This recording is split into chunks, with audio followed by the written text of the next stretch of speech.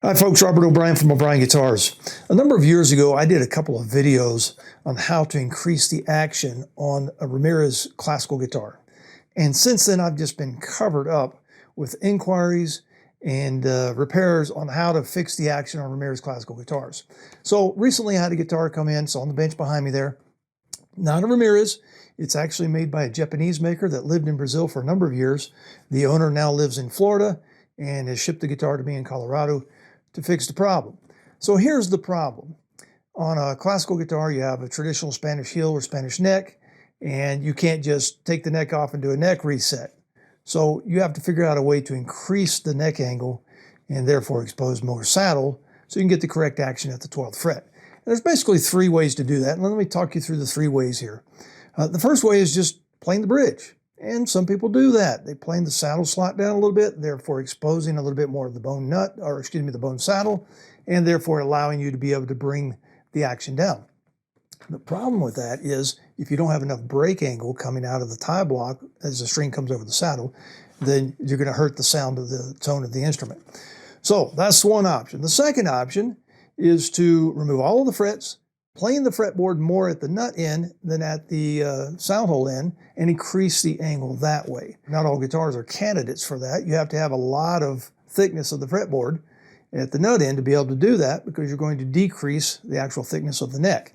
And traditional Spanish guitars have a pitch forward in the neck. In other words, the neck at the nut end is pitched away from the player by a couple of millimeters. Therefore, the fretboard is thicker at that end. And it's a candidate to do that. But not all guitars are candidates for that. The third way would be to just remove the fretboard, pull all the frets, remove the fretboard, and then install a thicker fretboard with perhaps taller frets. There's no perfect solution, folks. Every one of those options has problems. So I've got the guitar on the bench here behind me. It's already been repaired. I was able to increase the action. Let me walk you through what we did and why. So here's the guitar in question, made by a Japanese maker, lived in Brazil for a number of years.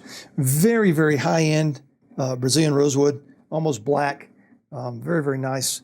And the problem was when the guitar came in, it had an action of about 4 millimeters on the 6th string and about 3.2 on the 1st string. And many of you are probably thinking, well, wait a minute, that's not too much from the actual specs of a classical guitar, of a high-end classical concert guitar. And really it's not. However, this person is a professional musician, does a lot of jazz work, has been playing some hybrid type guitars and wanted lower action.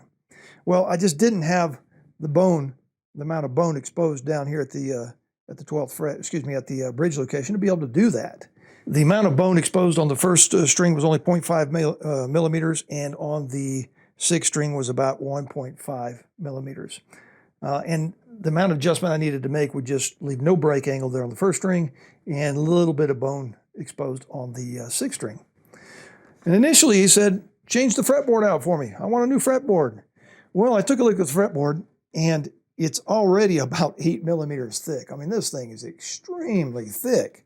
And it also had like a little shim under here, almost like a elevated fretboard kind of thing.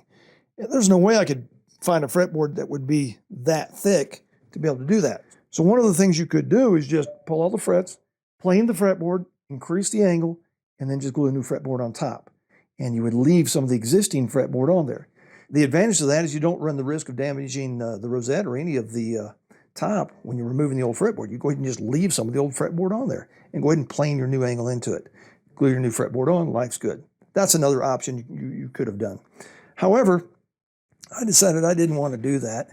I thought there was enough fretboard here that I could just plane the new angle into it without having to glue another piece onto it. So I started by just removing all the frets, just like you normally would, and remove the nut, remove the saddle, remove the strings, and then get into some nasty work here. I just rolled up my sleeves, got out of the combination of hand planes, block planes, smoother planes, jack planes, scraper planes, and just spent some quality time and increased the angle. I did a lot of measuring throughout the process, and I calculated I could remove a little more than 1 millimeter at the nut, and that would increase the height of the saddle at the bridge location by at least 1 millimeter. And so when it was all said and done, with all of that sweating and swear words and cracked knuckles and stuff, I was able to get about 1.3 millimeters off of the nut end. Now keep in mind, you've got to have enough thickness on the nut end to be able to do that. This one was about 21.5 millimeters. I got it down to just a little bit above 20. I still thought that was acceptable, and the fretboard is still quite thick. Then I got out my sanding blocks and slowly blended that in back towards the 12th fret and over towards the sound hole, taking very, very little at the 12th fret and at the sound hole into the fretboard because you want to increase that angle. And then after that, it's back into fretwork. And I had to nip all the things on this because this is what I call a faux bound fretboard. All of the things have been nipped back just a little bit, and so I had to nip the things back, and you don't see the tang protruding from the side of the fretboard. So that took me a little bit of extra time. Then just do your fretwork as normal, leveled, recrown, all that kind of stuff. So when I put the strings back on, I was able to increase the action, or actually decrease the action. It came in at 4. I got it down to 3.16 here at the 12th fret. And that is quite low for a classical guitar. I usually like to keep it between 3.5 and 4, which is basically what the guitar came in at. But the client wanted lower action, so that's what he got. Down to 3.16. Over on the first string, we're at 2.61, 2.62, somewhere in that area. And that, once again, is a little bit lower than what I shoot for. I would probably shoot a little closer to 3 on a concert classical. Now, back at the bridge location, that's where the magic happened. The guitar came in with 0.55 millimeters of exposed saddle on the first string side. It now has 1.7. And on the 6th string side, it came in at about 1.5-ish, and now we're up to about 1.8, almost 1.9 of saddle exposed. So there is a little bit more room to adjust if you need to. I don't see why you want to at this point. You're already getting scary low at that 12th fret. So I had to make a new saddle. That's just a standard issue. I have to make that because the other one was already not allowing me to do what I needed to do, so I had to increase the height of that. On the nut end of the equation, you can go ahead and use the same nut, and thank goodness I was able to do that because this one has some intonation work going on here on the nut. And all you have to do is lower it on this end because remember we took some off the fretboard and we were able to lower it and use the same nut. So, mission accomplished. So you folks that are going to contact me and think, hey, my guitar needs to be fixed, it's a real easy fix. No, it's not.